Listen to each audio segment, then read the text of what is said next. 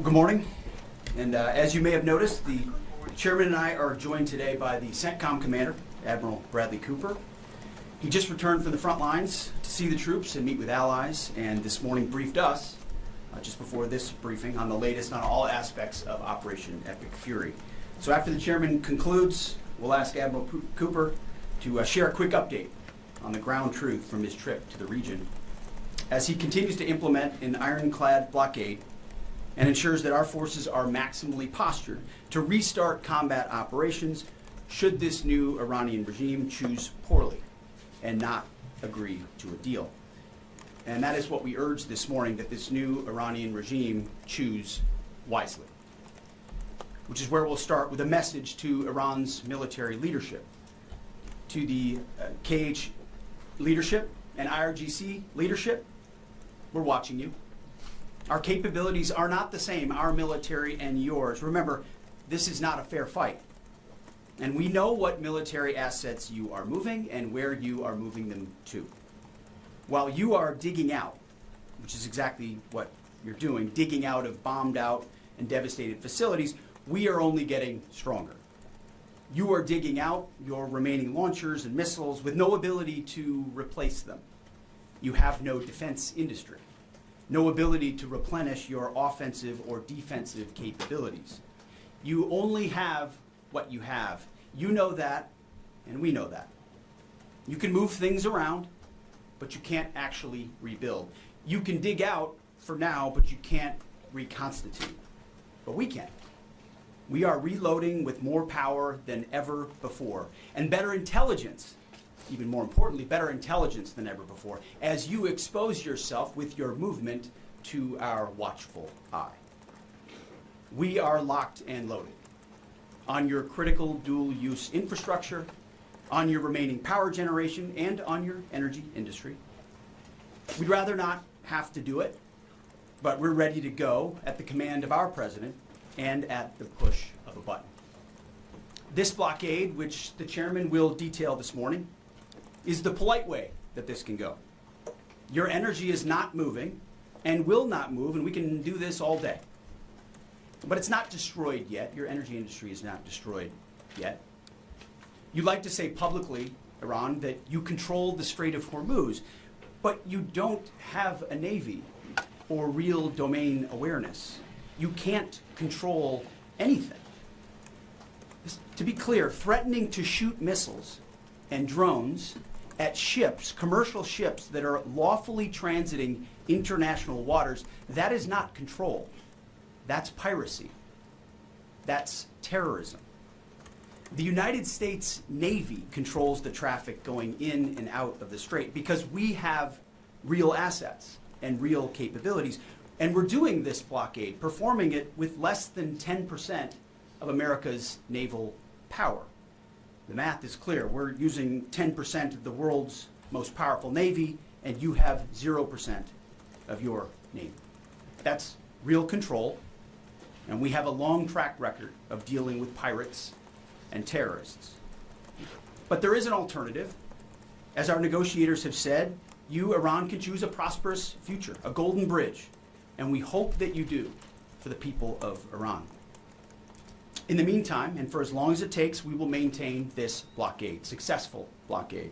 But if Iran chooses poorly, then they will have a blockade and bombs dropping on infrastructure, power, and energy. And at the same time, Treasury Secretary Scott Bessent and our friends over at Treasury are launching Operation Economic Fury as well, maximizing economic pressure across the entirety of the government. To Iran, choose wisely. The world watched, and so did you, as the U.S. military moved seamlessly from major combat operations to a world-class blockade. We can make that transition again, very quickly, and even more powerfully than ever. At the direction of President Trump, the War Department will ensure that Iran never has a nuclear weapon. Never. We'd prefer to do it the nice way, through a deal led by our great vice president and negotiating team, or we can do it the hard way. We urge this new regime to choose wisely.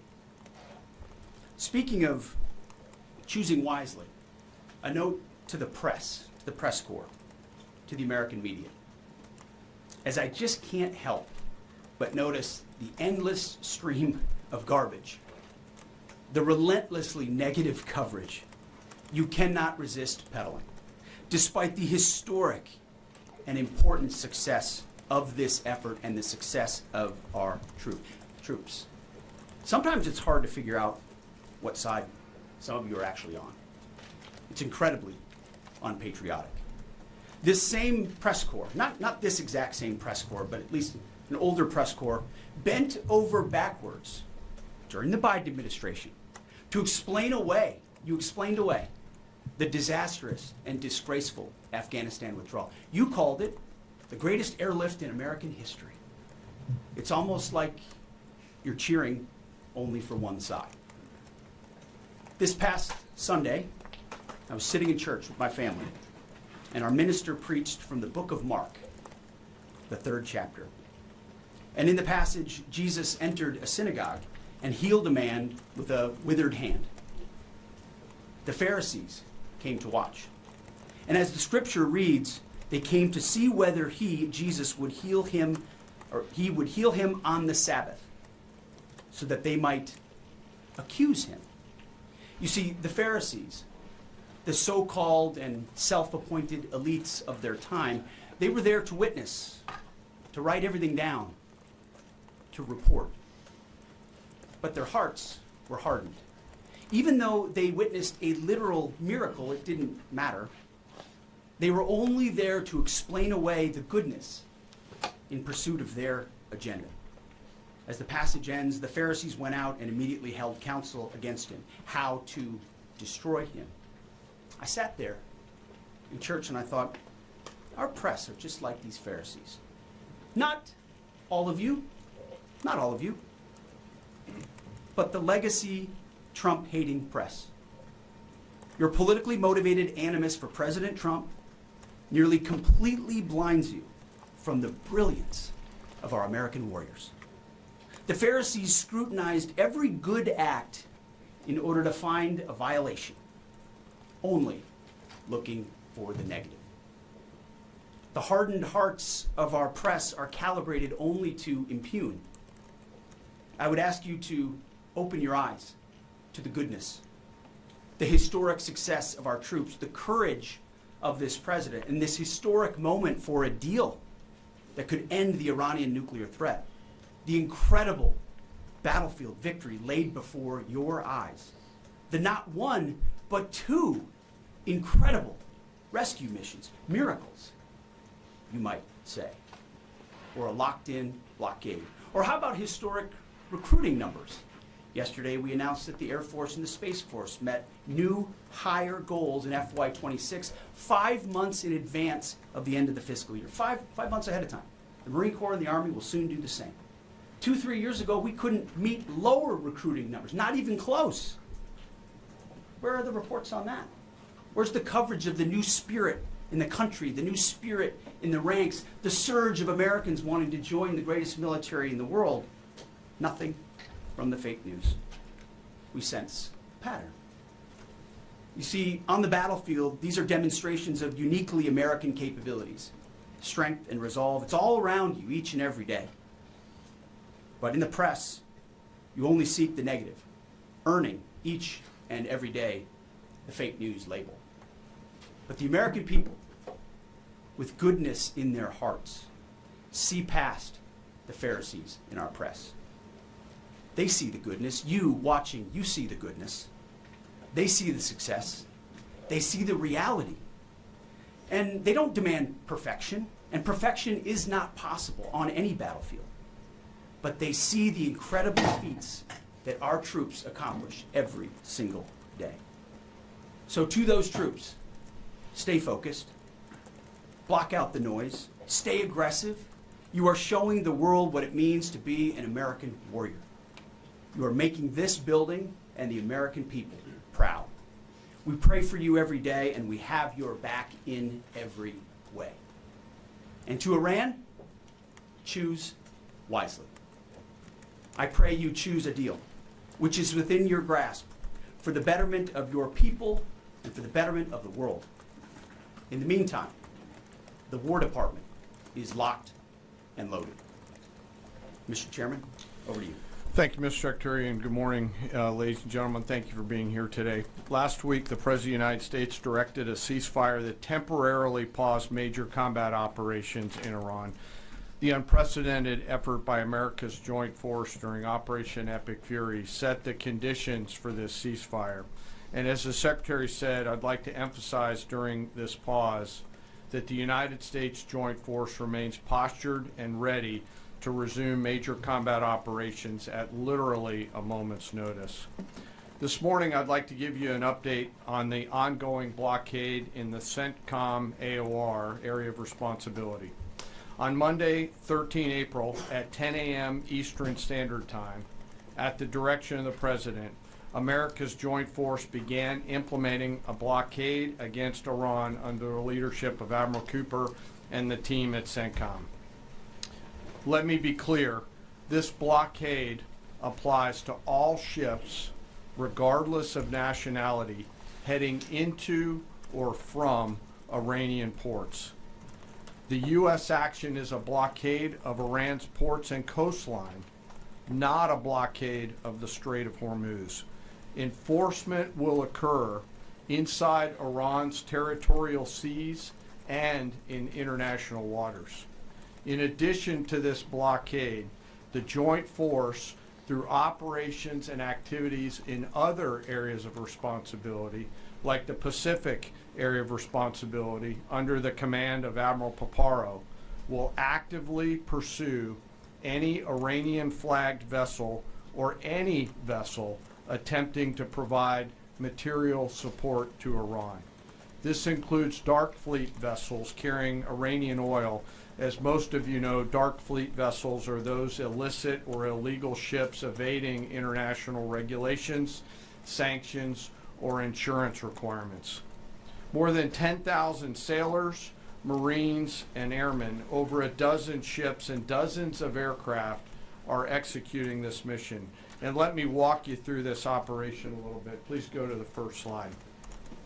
First to the graphic. This is taken before the blockade began. North is up. You can see the blockade line here in the center of the graphic, denoted by the red dashed line. This map is a pull from our common operating picture that we use to allow commanders and key leaders to see what is happening in near real time. We just grabbed screen grabs to highlight the actions and activities. What is not shown is how incredibly congested this area is and the incredible work that our sailors are doing to ensure that they can work in and around an incredibly busy water space. What is also not depicted here is the massive force of fighters, intelligence aircraft, helicopters, and other embarked forces, to include aerial refueling tankers, that are up overhead this blockade area. You'll note that the U.S. forces are in blue, Iranian ships are in red, and as we started this blockade, there were 7 ships of interest that were of concern for U.S. Central Command. Through a variety of intelligence tools and with the assistance of the Office of Naval Intelligence and other intelligence agencies, the force began to hunt for potential interdictors at 10 a.m. Eastern Standard Time. Next slide, please. It's now 12:40 Eastern Daylight Time, 2 hours and 40 minutes into the blockade, as attempted blockade runners attempt to hop the line. U.S. forces began to commit. Out in front of them was a range of intelligence, surveillance, reconnaissance, and tactical assets. And immediately these runners began to see, sense, and feel America's combat power compressing upon them. The lead ship, normally a destroyer as depicted here, along with air power off of the USS Abraham Lincoln Strike Group, began to move towards those ships. At each point the United States Navy will transmit a warning. A young sailor, normally on the bridge of one of those destroyers, a junior officer, picks up that mic and transmits, and I quote, "Do not attempt to breach the blockade. Vessels will be boarded for interdiction and seizure transiting to or from Iranian ports. Turn around or prepare to be boarded. If you do not comply with this blockade, we will use force." And as this message is being transmitted, as I mentioned earlier, those shipmasters can literally see, sense, and feel the pressure around them. It's a finely tuned machine, rehearsed multiple times, and executed now 13 times since the blockade has begun. Next slide, please. We're now 24 hours plus into the blockade. You can see the turning around of multiple ships, 12 of which stayed inside the blockade line, one of which not depicted off to the eastern side, turned around before even attempting it. Any ship that would cross the blockade would result in our sailors executing pre-planned tactics designed to bring the force to that ship, if need be, board the ship and take her over. And that includes a series of escalated force options, which could include warning shots and others. Next slide. The final graphic shows taken at 11:20 p.m. the night of 14 April. You can see that the captains of all these ships have made the wise decision not to move, transit, or run this blockade. As I mentioned, so far 13 ships have made the wise choice of turning around. And as we continue to hold this blockade at the order of the Secretary and the President, any vessel that compares to comply with our instructions will be dealt with accordingly. As of this morning, U.S. Central Command has not been required to board any particular ships. And I'll remind you that we are also conducting similar maritime interdiction actions and activities in the Pacific AOR against those ships that left that area before we began the blockade. Before I turn it over to Admiral Cooper, I want to talk briefly today about the men and women enforcing the blockade, America's sailors and Marines, and today particularly our destroyer and surface forces. When we talk about an American destroyer, it's important that you and the American people understand their capabilities. An Arleigh Burke-class destroyer are the backbone of the United States Navy surface fleet. Over 500 feet long, they displace 9,000 tons, and it is the sports car of the United States Navy. From the keel to the mast, they stand nearly 10 stories tall, and their 4 gas turbine engines can drive the ship at 30-plus knots. These ships are armed to the teeth with surface-to-air missiles, land attack cruise missiles, anti-ship missiles, anti-submarine rockets, torpedoes, 5-inch naval guns, multiple electronic warfare systems, embarked helicopters, extending the reach and capability of each and every one of these destroyers. But far and away, the most important weapon on board these ships is the American sailor. Over 300 warfighters are the heart and soul of these warships. At sea, sometimes for months, and these ships out in the CENTCOM AOR have been out there for months. They operate around the clock in a constant state of readiness, always delivering for our joint force. It's hot in the engine room. The engineering team keeps the lights on and the ship powered and able to respond to the orders from the bridge. On that bridge, our sailors maintain a constant watch, maneuvering the ship tactically and safely through always congested water space. And there is a lot out there. It is like driving a sports car through a supermarket parking lot on a payday weekend with thousands of kids in that parking lot as you attempt to maneuver through there to get to that ship that would attempt to run that blockade. Down in the Combat Information Center, the CIC, the Tactical Warfare Center of the ship, that is where the decisions are made. As threats appear, these young sailors are making real-time decisions on how to identify these threats and handle them, and they always deliver.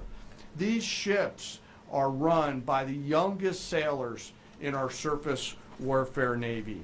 The helmsman, the sailor on the watch at the bridge, is normally just between 18 to 19 years old, and they are trusted to drive this warship through that supermarket parking lot without hitting anything. The conning officer, an equally young commissioned officer who's normally just a few years out of college, is the ones that are giving that young helmsman the orders on where to take that American warship to execute the mission that the Secretary and the President has given us. These are incredibly well-trained sailors. They are led by incredible leaders, salty, experienced leaders, and trusted with deep responsibility. And I'm so humbled and proud of America's Navy. These sailors choose to take the road less traveled to go into the historic surface Navy, and they deliver every single day.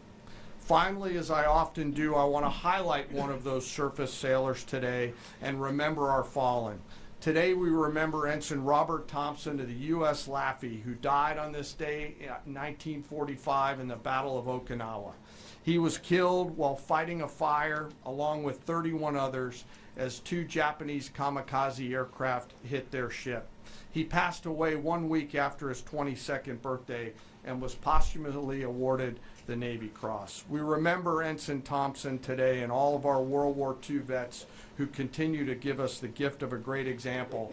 And those surface warfare sailors who are out there doing the job right now take the courage, grit, and determination that those World War II vets gave us into these actions and activities that they're tasked to do every single day. So now I'd like to turn it over to Admiral Cooper to give us a readout of his recent trip to the region. Well, good morning, and Mr. Secretary, thank you for the kind invitation, and Chairman, great to join you. It's a real honor to be here representing the more than 50,000 American service members deployed throughout the Middle East today, supporting operations. And it's great to have the opportunity to highlight the tremendous efforts our warfighters operating forward and the important partnerships with regional allies that continue to thrive. In fact, yesterday I returned from my second trip to the Middle East in the past 15 days. 2 very different visits, one during our offensive operations against Iran, and the second in this most recent trip during the ongoing ceasefire. Very different. During both of my recent trips, I visited with our troops who were deployed across the region in more than 70 different locations, in a distance that largely spans between Florida and Arizona. I've long believed that every success that we have starts and ends with our people, and boy does this shine through brightly. During these visits, I had the privilege of personally recognizing more than 100 servicemen and women for their extraordinary valor, their courage, and their initiative under fire and delivering fire. And every time I interact with these young men and women downrange, I am deeply inspired by their courage, their resilience, and their unwavering commitment.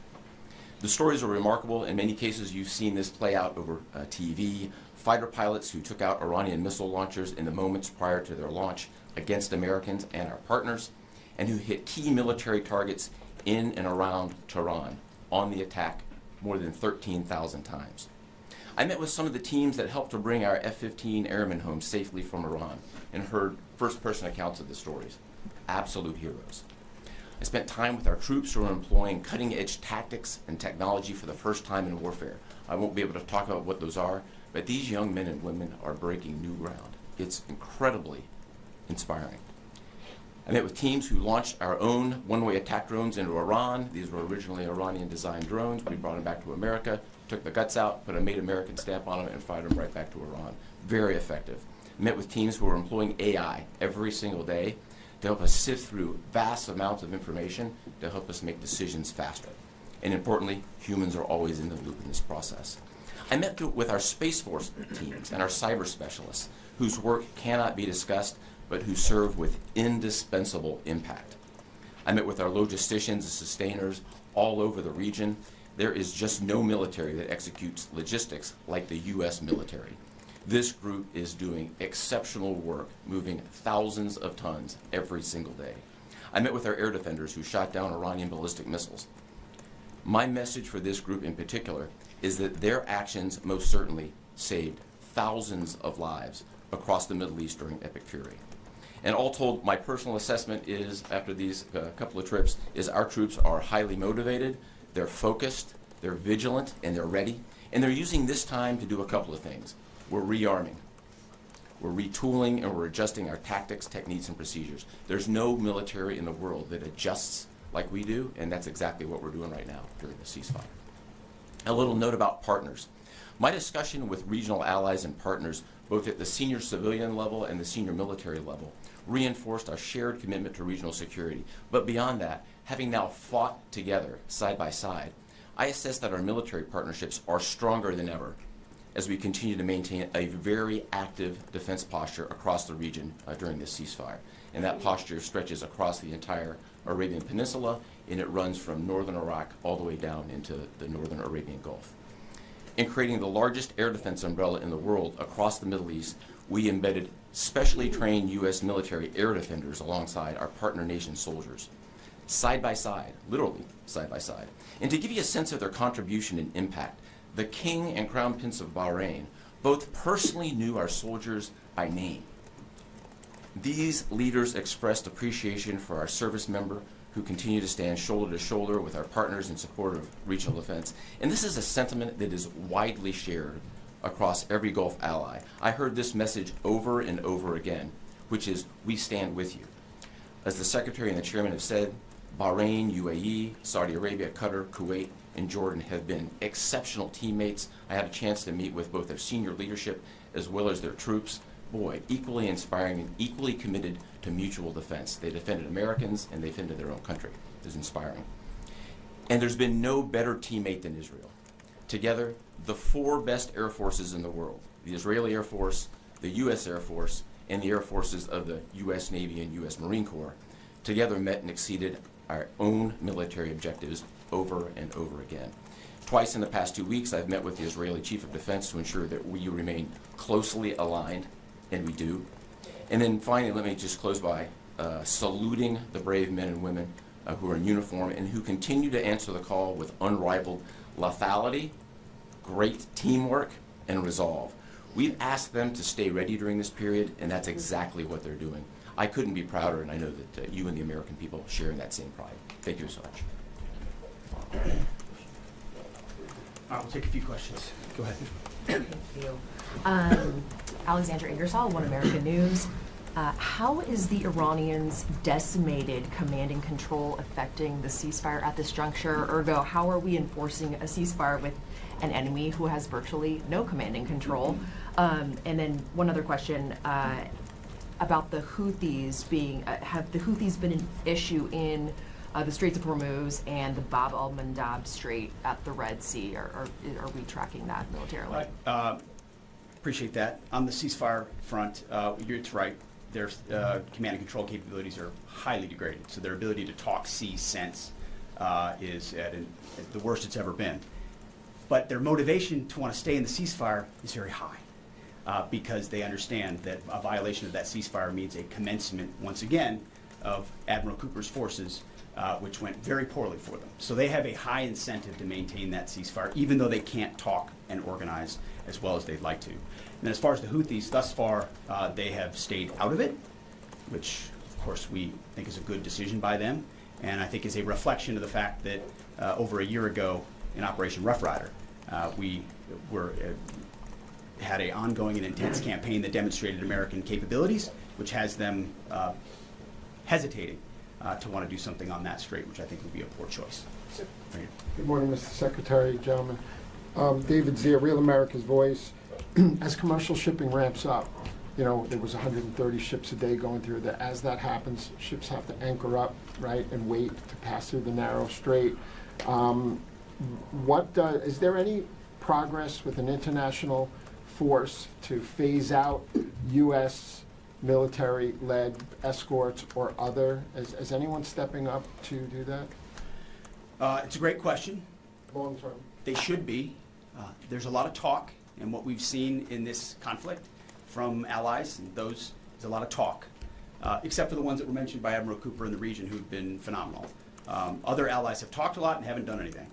And as the President has pointed out, this is a waterway that the American commerce doesn't use all that much. We don't rely on the energy coming out of the Strait of Hormuz, but Asia does, and Europe does, and large parts of the rest of the world do. And so their ability to muster a collective defense or a clearing of the straits would be a wonderful thing. And we hear and see the talk about it, but when shots were fired and those countries were needed the most, they weren't there. They weren't in the strait, they weren't alongside us, their leaders weren't rallying what they have of their navies. If they decide after CENTCOM does the heavy lifting, which again, they should be able to do. We should live in a world where other countries can defend waterways, not just the United States Navy. Should that conclude, which we believe it will, then we would welcome other countries coming in after the fact. But you can't live in a world in perpetuity, and this is a message to the rest of the world and our allies, where you just rely on America to continually do the heavy lifting. Oh, Iran might get a nuclear bomb. Who's going to do something about it? America. And America only. Other allies need to invest in their capabilities so they can project power and do basic tasks like clearing a strait. So we're not counting on it, but it would be wonderful to see it if it ever materialized. Yes? Thank you, Mr. Secretary, and thank you all for your time. I have a couple questions. I know you said a few weeks ago that Iran's supreme leader was wounded and disfigured. Do you have an update on whether he's even alive at this point? And then another question for you. Iranian embassy accounts are sharing an AI video of Jesus Christ kind of bloodily killing President Donald Trump. Does the Pentagon have a response to this, including the fact that this AI Jesus is casting Trump into hell? And then finally, for Admiral Cooper, could you speak to us about the morale of the American service members that you're seeing in the Middle East? I think Americans are really interested in what their experiences and testimonies are like. As far as the status of the individual you mentioned, I believe it's the same. Not a lot coming from him right now, understandably so, a lot of fear. Believed to be alive, wounded, and disfigured. Status remains the same. As far as a video like that, of course, that's disgusting and detached from reality. Iran says a lot of things in the propaganda space based on complete lies, and their actions have been lies. Oh, we don't target, we see missiles going into civilian facilities and hotels in the Gulf states. They say we only target military targets as you watch drones and missiles go into. So they are going to misrepresent, lie, spin in a multitude of ways, which we are quite used to. Ultimately, they need to come to the table and make a deal. And I'll hand it over to Admiral Cooper, please. Yeah, I would just reiterate my previous comment. Morale is very high. And anyone in the military can take about 2 seconds to figure out what morale looks like by meeting around it with the people. And it is crystal clear. These are motivated young men and women. I had the wonderful privilege of writing a letter early on in the operation to the team forward. And I told them this was going to be a mission of extreme consequence. And serving at a time where you are making a difference, consequential, as the Secretary and the Chairman have described over and over again, is incredibly and deeply meaningful. And I think that's the key part of the drive, as well as being great teammates across the board. It's a privilege to watch. Jerry. Thank you. Jerry Dunleavy with Just the News. I have a couple of questions. First is some critics of the Trump administration policy, including former NCTC Director Joe Kent, have attempted to claim that the Trump administration's policy of zero enrichment for the Iranians is not actually President Trump's policy, but was foisted upon him by the Israelis. Looking back, doing a bit of a refresher for myself, I saw that zero enrichment was the Trump State Department's policy in the first admin. Just stop for a second. As someone who, unlike the individual you referenced, is in the presence of the president nearly every day and has been inside every single key meeting that has happened surrounding the idea of Operation Epic Fury, not a single thing has been foisted upon the President of the United States. President Trump makes his own decisions about the interests of this country and defending our interests, and then working with allies and partners, in this case, Israel, who's got a lot of will and a lot of capabilities, which we're grateful for. Nothing gets foisted on President Trump. So those people who are not in those meetings who like to say things about that are just flat wrong. I have a quick one for Admiral Cooper, if that's Sure. okay. Thank you, sir, and thank you for being here. So during Operation Epic Fury, 13 U.S. service members have lost their lives. Some of them in an apparent aircraft refueling accident, and some of them from Iranian strikes, including a drone strike. I was wondering if you could share a little bit with us about how those Iranian strikes were able to be successful, and what lessons you've learned, and how you're applying those lessons in the future to make sure that we're able to defend a little bit better against that sort of thing. Sure, a really broad question, but first, we will always honor the fallen, and the 13 who lost their lives really help steel the resolve and congeal the motivation of the forces that are concerned. I met many people who knew the fallen personally. I met many who were reported as wounded and are back. 90% of those who have been wounded have been back to duty. It gives you a sense of purpose and motivation. We have collected dozens, if not hundreds, of lessons learned. And as we sit here right now, the Joint Force across the board is taking them and very tactically applying them right now, right here, right now. If I think about a football analogy, if it's halftime or between the third and fourth quarter, great teams are always adjusting, and we are certainly a great team, and that's what we're doing right now, taking the lessons and applying them in a meaningful way. What those are, I'm not going to talk about. I'll say they extend also outside of CENTCOM and across the rest of the Joint Force. We are a learning organization, so adversaries around the world should recognize that and be aware of that. No doubt. And likewise, I mean, the chairman and I have had the opportunity to greet those 13 and their families at Dover, and it does steel our resolve. And I can just attest to the planning that went into every aspect of this, and force protection, ensuring that CENTCOM has whatever it needs and that they're taking the proper posture has always been number one in this effort. Last question. Thank you, Secretary Hegseth. There's reporting that says U.S. intelligence indicates China is preparing weapons shipments to Iran during this ceasefire. What's your reaction? Are these reports accurate, and what would be the consequences for the Chinese if they move forward with these shipments? Well, as you know, President Trump has a very strong and direct relationship with President Xi, and they've communicated on that, and China has assured us that that indeed is not going to happen, and in the spirit of the meeting they'll have next month. Thank you very much. Is the U.S. planning on military action against Cuba? Navy still, Mr. Secretary. Mr. Secretary.